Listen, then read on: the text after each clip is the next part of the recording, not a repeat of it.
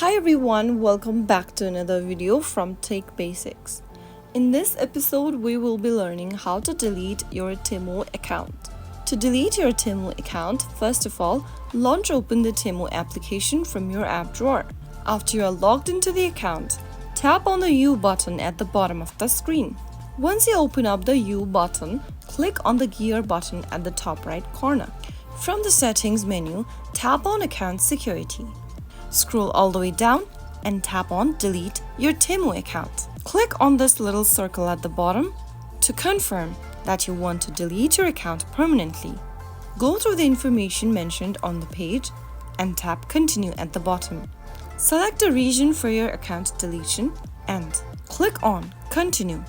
Click Delete on the next page and verify your identity by selecting either email verification or password verification option.